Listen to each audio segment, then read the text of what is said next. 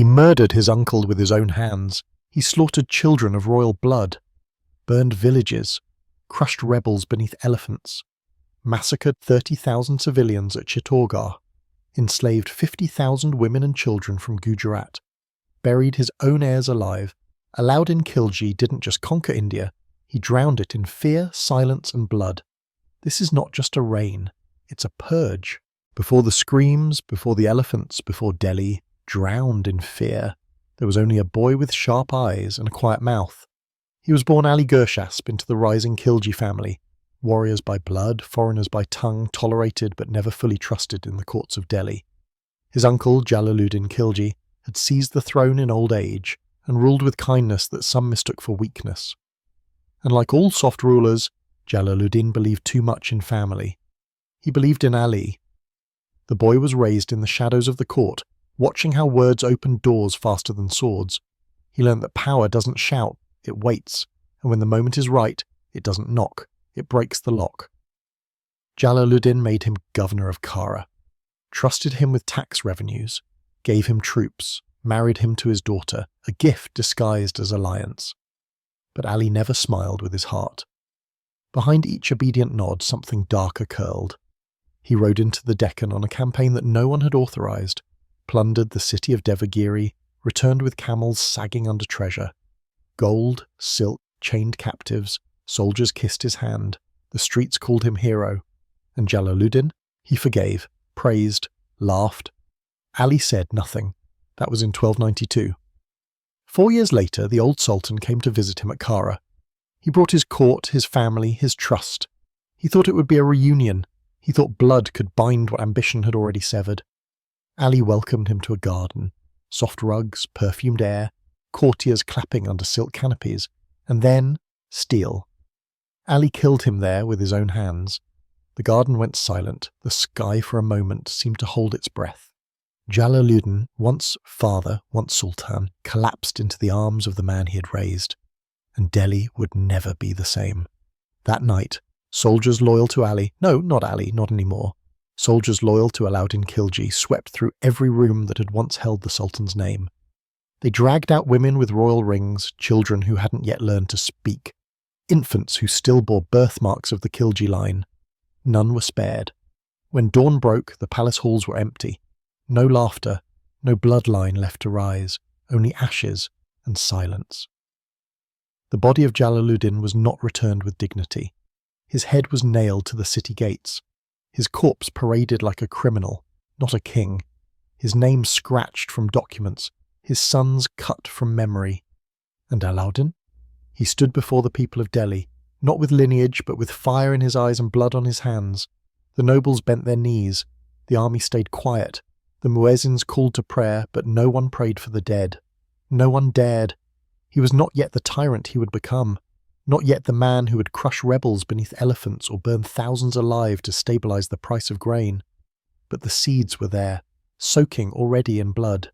Ali Gurshasp had died the moment he held that dagger. What remained was something else entirely. A ruler with no patience for mercy. A nephew who had erased every branch of his own tree. A sultan crowned not by Allah's will, but by the elimination of every alternative. Power had entered him not as duty, but as hunger, and Delhi, that ancient city of saints and tyrants, would soon learn what happens when power is held by a man who trusts no one, not even the blood in his own veins.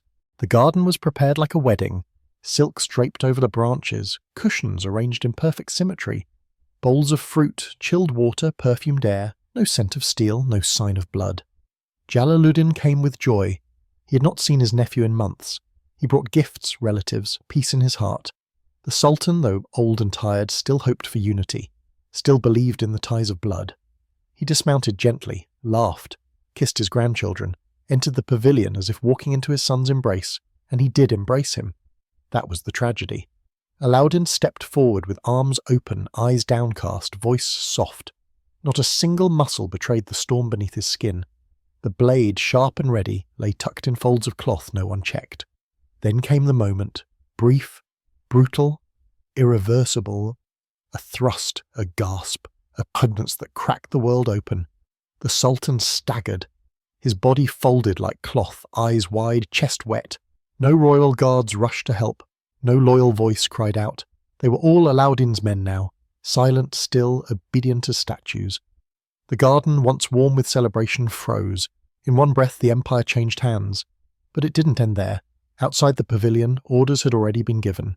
The gates of Kara closed. Messengers galloped toward Delhi carrying false news. That the Sultan had died of illness. That the transition would be peaceful. Inside the city, doors were broken. Families pulled from their beds. Sons of Jalaluddin dragged by their heels. Daughters screaming wrapped in veils that would not save them. Infants taken from cradles. No trial, no pardon, no hesitation. One by one they were silenced. Not with ceremony, with speed. Not even the wives of Jalaluddin were spared. Their jewellery ripped from wrists. Their rooms burned behind them. They were not seen again. Some say they were drowned in the Yamuna before sunrise. Others say they were smothered in their sleep. The truth hardly matters. None survived. By dawn, Kara was drenched in stillness. And Delhi, hundreds of miles away, had no idea. Alauddin did not rush to the capital. He took his time, sent letters first, promised stability, promised that Jalaluddin's death had been natural, sorrowful, regrettable. The nobles, confused but afraid, waited. The army commanders, many already loyal to him, stood by in silence. When he finally entered Delhi, he came not as a conqueror, but as a successor. There were no riots, no resistance, only whispers. His soldiers entered the citadel like smoke, replaced guards, opened chests, took what they needed. No announcement was made, and yet everyone understood. Jalaluddin was dead, and no one would wear the crown except the man who killed him. In the following weeks, the last remnants of the former Sultan's circle disappeared. Ministers who had served him for decades vanished overnight. Servants were changed, scribes replaced. The names of his sons were erased from court documents. If a painting bore Jalaluddin's likeness, it was burned. If a coin bore his name, it was melted. Alauddin understood what most usurpers forget, that it is not enough to take the throne. One must rewrite the memory of the throne itself. So he rebuilt the story, called himself Sikandar Isani, the second Alexander, claimed divine favour, declared that India had never known a ruler like him. And in some ways, he was right. No other sultan had ever murdered so efficiently, so completely, so coldly. The Khilji dynasty, barely 6 years old, had already eaten its own father, and now it belonged to a man who had proven, in blood not birthright, that he deserved it. In the gardens of Kara the trees stood untouched. The silk was cleared, the pavilion dismantled. The place where Jalaluddin had fallen became nothing more than a stain, a bend in memory, a forgotten corner of royal betrayal. But Alauddin remembered. He would always remember. Because he didn't just kill a sultan, he killed the only man who ever trusted him. And that was the price of the throne. He wore no joy when he took the throne. There was no great coronation, no festival of drums or garlands, only silence broken by the shuffle of court slippers and the distant thud of soldiers replacing banners. The man who sat upon the throne of Delhi was not born into majesty. He had carved it with a knife, and the knife had not yet been sheathed. Alauddin Khilji began his reign with suspicion, not celebration. He trusted no one, not the nobles, not the generals, not even the scribes who wrote his name into the scrolls of history. Every face around him became a mask to be watched, every whisper a blade. The palace that once echoed with poetry and prayer now pulsed with a new rhythm, the grinding tension of surveillance. He built a web of spies unlike anything Delhi had seen before, not just in court but in bazaars, mosques, alleyways, family homes. Informants were paid to listen, to note, to report even the smallest grievance. A jest made over dinner could become grounds for imprisonment. A sigh in private could summon the noose, and this was not paranoia without structure. Alauddin turned fear into policy. He banned drinking, not just for nobles, but for the common man. No feasts without permission. No gifts between friends unless reported. Marriages among aristocrats required approval from the throne. Any alliance not sanctioned by him was considered treason. He controlled what people ate, how much they paid for it, and who they could speak to about the price: wheat, salt, oil, even vegetables, all subjected to his market reforms. He fixed prices by law and enforced them with iron fists. Merchants who violated the rules were flogged, imprisoned, or stripped of their goods. Those caught hoarding food had their stores burned. In some villages, entire granaries were emptied onto the ground and set ablaze.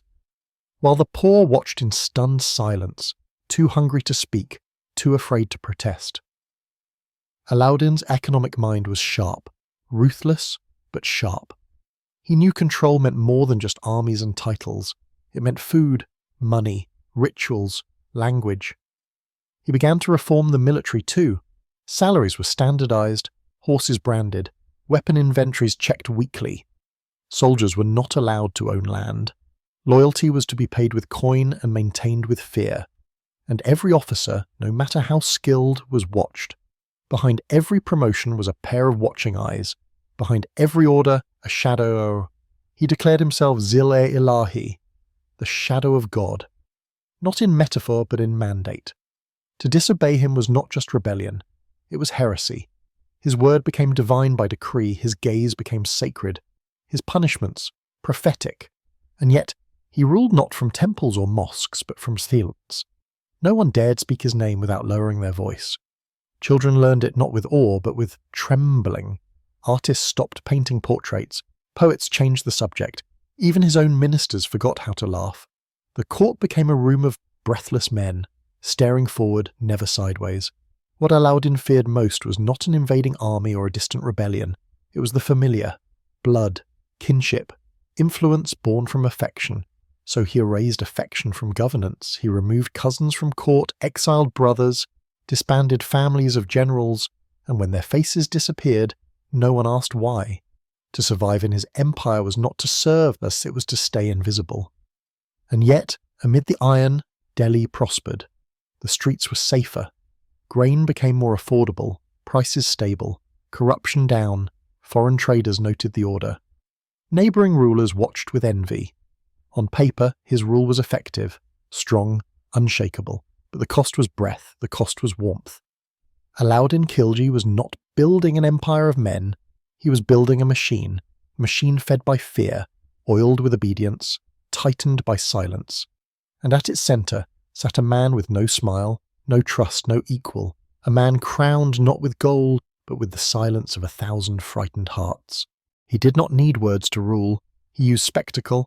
Punishment in Alauddin's empire was never private. It was not a whispered sentence behind palace walls or a quiet vanishing act in the middle of the night. It was public, it was loud, it was permanent, and it was terrifying. When a nobleman disobeyed, his sentence was not read, it was demonstrated. Dragged into the city square, stripped of title and dignity, and then crushed beneath the feet of a war elephant trained to stomp with precision. The crowd, pressed against the stone balustrades, watched as ribs cracked, organs burst, limbs flailed, then stilled. Mothers turned their children's faces away, but even closed eyes could not unhear the wet crunch of spine beneath tusks. Alauddin knew what fear looked like, but more importantly, he knew what it sounded like. He wanted that sound to echo. In his world, the body was not a private vessel, it was a message board, and he wrote his messages in flesh. Commanders who hesitated in battle were flayed alive, their skins stretched across city gates as warnings to those who marched behind them. Some officers were ordered to witness these flayings in silence, their lips bleeding from the effort not to scream. Others were made to carry the peeled skins of their colleagues on horseback, parading them and from fort to fort.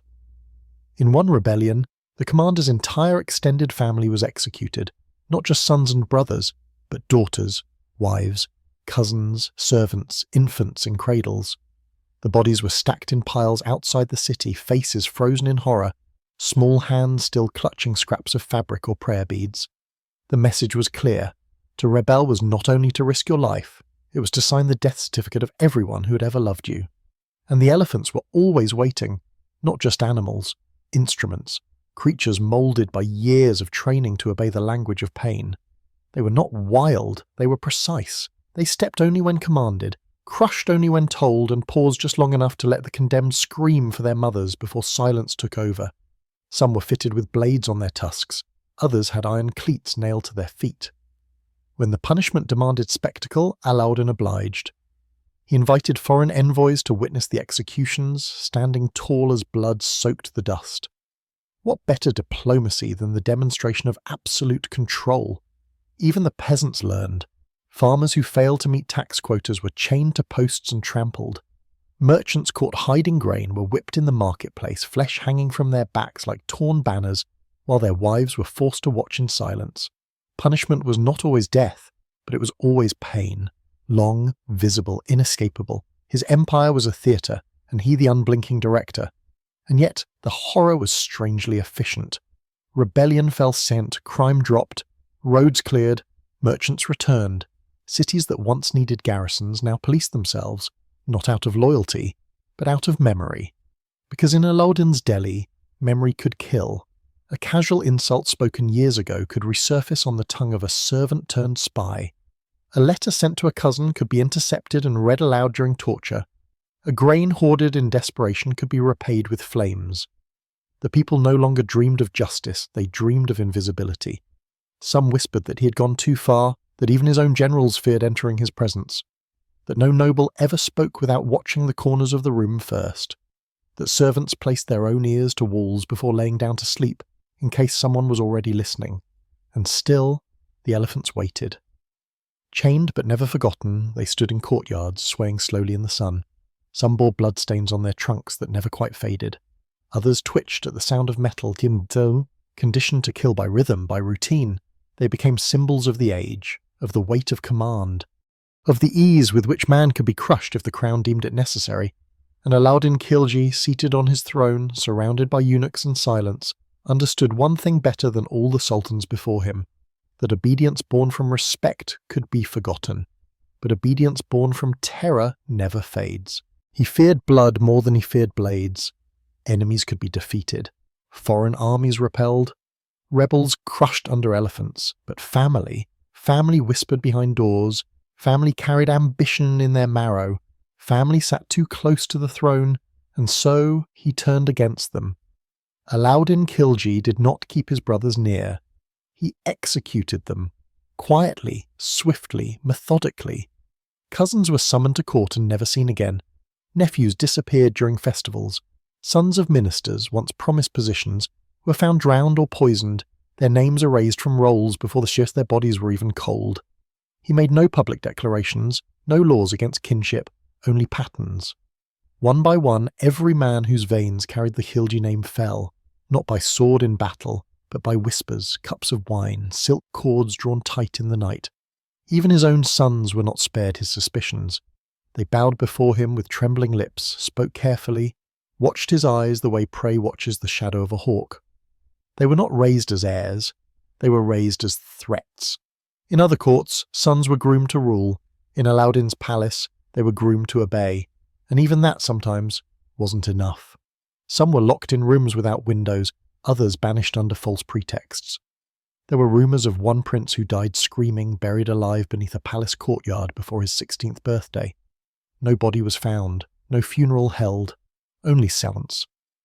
And that silence grew thicker with each passing year. There was no prince seated beside the sultan in court. No boy taught the codes of governance, no favoured child watching his father from the shadow of the throne. Alauddin walked alone, dined alone, dreamed, if he still dreamed, alone. Because to name an heir was to name a rival, and he would rather have no future than risk one he couldn't control. His court watched the pattern in dread. Ministers whispered to their wives that they dared not allow their sons to shine too brightly. Generals refused to promote their own kin. Even the palace tutors taught the children to be dull, to be silent, to be safe. Legacy was no longer something to protect, it was something to survive. And the Sultan, despite his wealth, his victories, his unmatched control, began to rot from within. He was powerful, yes, feared more than any ruler in memory. But alone, what kingdom has no prince, what crown no successor, what emperor no child to inherit? Only one where power is so tightly gripped it strangles itself. The empire watched as the Sultan aged. His gait slowed, his eyes darkened, his words fewer. The throne no longer echoed with ceremony or celebration, only with commands and punishments, a palace grown sterile from fear. And outside, in the cities and forts, people began to guess. Who would come next? There was no answer. Not because he didn't have sons, but because he didn't trust them. He once told a courtier, coldly without blinking, that if his blood ever turned against him, it would cease to be his, that loyalty was not born in the womb, but in fear. He meant it. He had survived assassins, famine, war, rebellion, all by cutting down whatever rose too tall. And in doing so, he had carved down his own future until it was no more than ash. No prince kissed his hand on festivals, no son led his armies, no one waited by his bedside at night. And yet the empire stood tall, the treasury full, the borders guarded. But behind those stone walls, something essential had already died. The dynasty had no heartbeat, and Alauddin Khilji, for all his victories, was now a father without children, a ruler without heirs, a man whose bloodline had been buried by his own hand, not in fury, not in haste, but with the cold, deliberate calculation of someone who believed that survival demanded the sacrifice of love itself. There was a fortress that refused to bow. Chittorgarh, ancient, defiant, carved into the cliffs of Mewar, stood like a stone flame above the plains. Its walls held centuries of Rajput pride, of warriors who would rather burn than bend, of queens who wore armour beneath their silks. It was not the richest, not the most strategic, but it was legendary. And for Alauddin Khilji, legend was reason enough. Some say it was conquest that drew him there. Others whisper of a possession, a queen named Padmavati, her face never seen, her beauty spoken of in tones reserved for gods. The truth is lost in dust and poetry. What remains, however, is what happened next. In 1303 he marched. His armies crossed rivers, forests, the dry breath of the Thir, thousands of horses, siege engines groaning like demons. Tents spread across the horizon like wounds. He surrounded the fort like a noose tightening with every day, but Chittorgarh would not surrender. Inside, the Rajputs prepared, not for negotiation, for sacrifice. They had seen other cities fall. They had heard of Delhi's elephants, of the skin on the gates, of the flayed commanders, the silent sons, and they knew what Alauddin brought was not simply war, it was erasure. So they made a choice. They fought, fiercely, proudly, desperately. The siege lasted for months. Arrows rained, tunnels dug, gates tested by fire and battering rams. The Sultan's men built wooden towers taller than the ramparts, launched diseased corpses over the walls, poisoned the wells. The sun scorched both sides.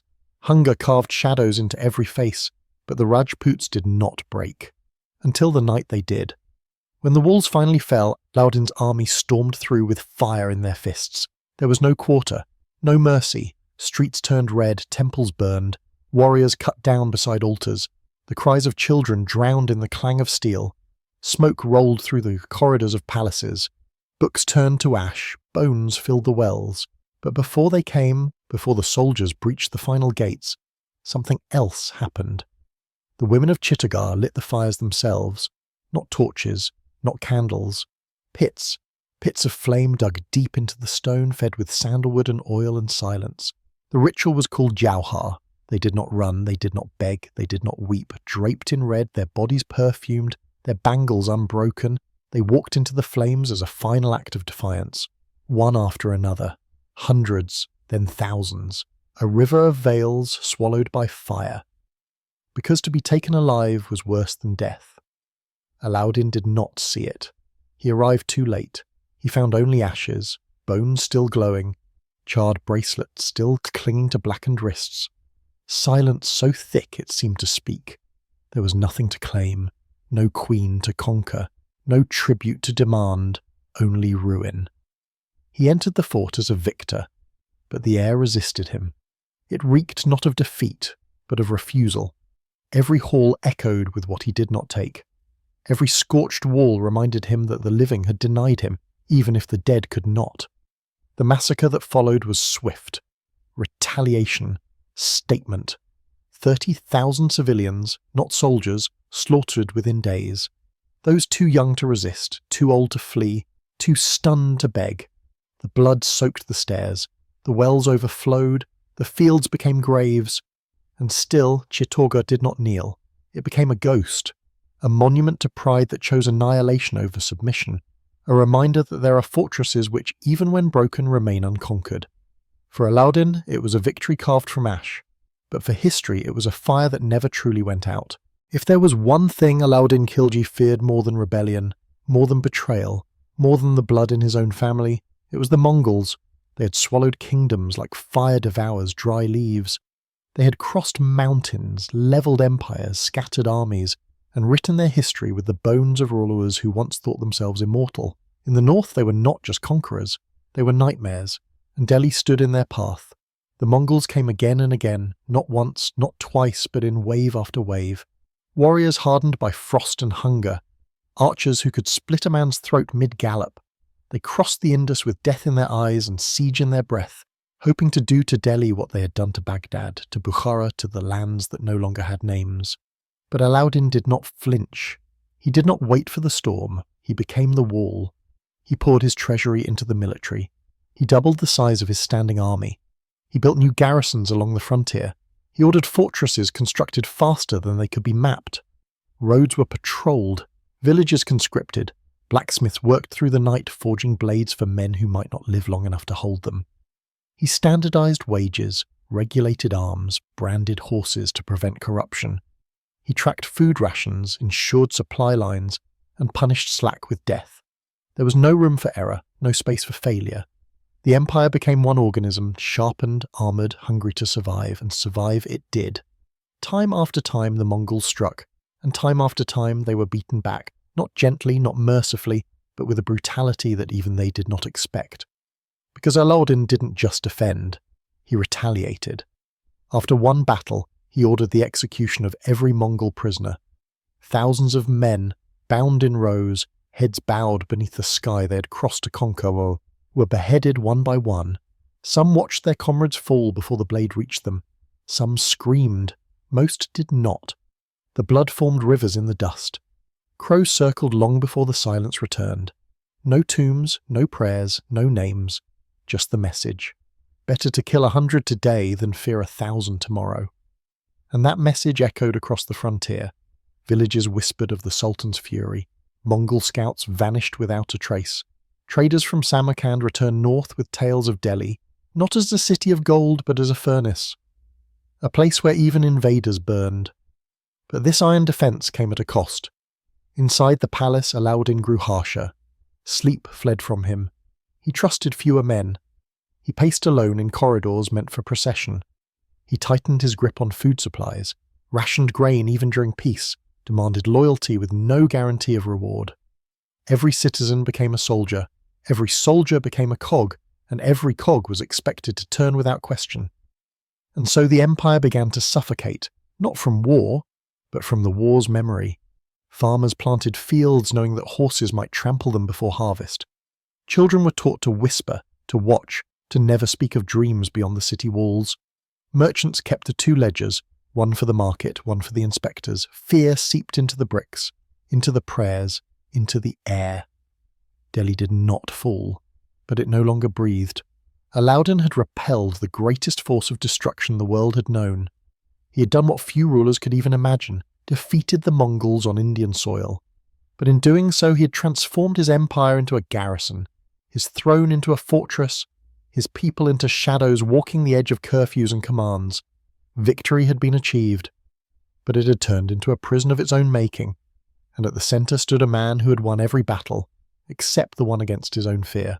By the final years of his reign, Alauddin Khilji no longer walked, he was carried. His body, once forged for war, had grown bloated and stiff. Legs swollen, breath shallow.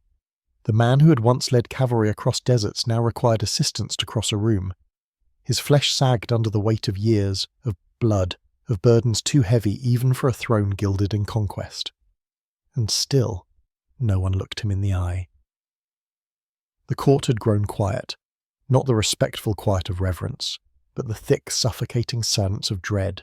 Words were measured, movements rehearsed, no laughter echoed in the corridors, no songs in the gardens. Even the fountains, once built to mask royal whispers, now seemed to trickle more carefully. The Sultan trusted no one. He distrusted his doctors, accused them of poisoning his water, of diluting his medicines, of plotting behind the curtain of apothecary jars. He rotated them frequently. Some vanished after a single diagnosis. Others were tortured into confession, not because they were guilty, but because his fear demanded enemies when reality offered none. Food was tested, then discarded, wine left untouched. Servants were searched before entering his chambers. Eunuchs stood motionless by his bedside through the night, forbidden to blink too often, lest it be mistaken for a code. He did not speak of succession. He had no heir left. He had killed them, exiled them, buried them in silence, and now there was no hand waiting to hold the scepter when his failed. And so he clung to power not with strength, but with paranoia.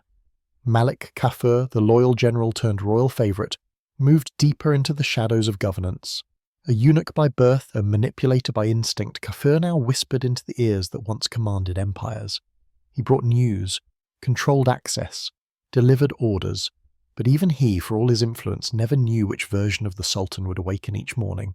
The ruler or the ruin, rumours spread, that Kafur had begun to make decisions in Alauddin's name, that decrees were signed by trembling hands that no longer knew what they commanded, that the Sultan's mind had fractured under the weight of the crown, that his tongue stuttered in unknown languages, that he muttered at shadows on the wall, calling them by names long dead. And perhaps the worst part, no one knew if it was true, because the throne had become a tomb, the palace a prison, the empire a body without breath. Foreign envoys were turned away, ministers submitted proposals no one read. Tax records piled up like dust in empty rooms. The machinery of rule kept turning, but the heart that powered it no longer beat with clarity, only compulsion. Outside the walls, Delhi waited. The people sensed it, in the way guards snapped more violently at crowds, in the number of spies that doubled on every street, in the absence of music from the royal halls, in the stillness of mosques that once echoed with Friday proclamations. Something was ending, and no one knew what would replace it. Inside the palace, time bent. Days passed without sunlight, nights without subsequent sleep. The Sultan stared at empty doors, at plates of food gone cold, at faces that trembled under his gaze. He spoke less, slept less, trusted nothing, no one, not even his reflection. The man who had once terrified the Mongols now flinched at the sound of sandals in the corridor, and when he spoke it was often to no one. A name, a number, a command half finished, a question that made no sense, then silence again. Thick, eerie, final. In those last months, power no longer served him. It haunted him. And the palace, that monument to fear, stood still as the man who built it slowly disappeared. Not in death, but in madness. He had murdered rivals, burned cities, crushed rebels beneath elephants.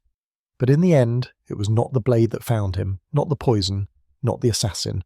It was the echo of his own rule, louder than armies, darker than night, and more faithful than blood. He died the way tyrants often do, surrounded by guards, stripped of trust and buried before the sun could rise. No drumbeats marked the hour, no muezzin called out his name. There were no crowds weeping by the palace gates, no princes bowed in grief, no widow tore her veil. The throne stood empty, the corridors still, the city hushed, not by sorrow but by habit. Alauddin Khilji, the conqueror of fortresses, the destroyer of bloodlines, the terror of Mongols and princes alike, had passed into the one thing he could not control: silence. Some say he choked on his own breath, drowning in the weight of a body too swollen to move. Others whisper poison, placed by the one man who still held access to his chambers, Malik Kafur. But none dared ask, and none dared investigate. The man was dead, and that in Delhi was enough. His body was not placed in a gold-draped bier. There was no silver-threaded shroud, no royal parade through the city he had ruled with iron and ash. He was buried quickly, quietly, in the earth of his own capital, a capital that had once trembled beneath his orders and now barely flinched at his passing. There were no eulogies, no monuments raised, just a patch of dirt and the faint trace of hoofprints where guards had passed. Within hours the palace began to shift. Malik Kafur, the eunuch general who had watched the old man unravel, stepped forward, not with announcement, but with command. He sealed the treasury, seized the records, summoned the princes, what few remained, and imprisoned them under charges that required no proof. The court obeyed. Not because they respected him, but because he moved faster than grief. Within days, sons of Alauddin were dead, executed behind closed doors, their bodies tossed into dry riverbeds, their names scratched out with the same ink that once declared their birth. There would be no Khilji succession, no dynasty to continue, no child raised to carry forward the blood that had soaked so many battlefields. The empire fractured, forts rebelled, governors declared independence, generals once loyal to the throne now served only themselves. Delhi, left in the hands of a eunuch with no royal claim and no legitimacy, began to decay from the inside. The empire that Alauddin had crushed into shape with elephants, taxes, spies, decrees, fire, came undone not with war but with confusion. He had killed every heir, silenced every threat, eliminated every rival, and so when he died, no one was left to rule. Only the machinery remained, but the hand that turned it had rotted, and the people did not mourn. They returned to their markets, opened stalls, counted coins, watched the palace windows for signs of new banners. Their grief had long since been exhausted. What remained was habit, survival, a muted instinct to keep breathing until something changed. The streets where bodies had once been dragged now hosted beggars again. The walls where skins had hung in warning grew moss. The elephants, long used for execution, now stood idle in shaded courtyards, swinging their trunks in aimless circles. And Alauddin's name, once spoken with trembling reverence, was now reduced to a wisp traded in fear, or forgotten altogether. His death marked not the end of a life, but the end of a system built on terror, and the emptiness that system leaves when it collapses. Because a man can burn cities, silence bloodlines, and erase the future with his own hands, but when he dies, and no one cries, no one kneels, no one remembers, then perhaps he never truly ruled anything at all. Only fear, and fear, like all things, dies when the silence becomes deeper than the scream. He ruled an empire, but left behind no dynasty. He built a legacy of conquest, but no one to protect it, no child to wear the seal, no statue raised with his image, no names spoken without tension. When later rulers took the throne, they did not honour Alauddin Khilji. They did not place his name beside saints or scholars. They buried him deeper, not in soil, but in memory. He was not celebrated. He was studied, with caution, with discomfort, with unease. Some called him a visionary, a reformer who stabilised prices, strengthened the army, and defended the realm against the greatest threat of the age. Others called him a tyrant, a man who silenced his own bloodline, crushed civilians, burned villages, and ruled not with justice but with fear. And both were right. He had fixed grain prices, but also burned thousands of hectares of farmland to do it. He had protected Delhi from Mongols, yes, but executed prisoners by the thousands to send a message. He had expanded territory, Gujarat, Malwa, Chittor, but brought back 50,000 slaves, most of them women and children, tied together in chains, marched into the capital like animals. Even his most loyal men did not know whether to admire or survive him. The temples he destroyed were never rebuilt. The names he erased were never restored. The royal family he extinguished, sons, nephews, grandchildren, vanished from records as if they had never drawn breath. No portraits survived. No tombs bore their names. No storytellers sang of their innocence. And so what remains is contradiction. A ruler who was never defeated in battle, yet lost everything that made ruling human. A man who terrified the Mongols, but died fearing his own reflection. A king whose empire stood tall under his command, but fell apart the moment he was gone. Even his tomb stands without a name that stirs pride. It is not visited with reverence. No flowers are left at its edge. No historian can speak of it without caveats, without footnotes, without the weight of moral hesitation. He was brilliant and brutal. Necessary, perhaps, but never beloved. And maybe that was his choice. Maybe he believed that affection was a crack in the wall of power, that legacy could only be secured by eliminating everything uncertain, even sons, even wives, even history itself.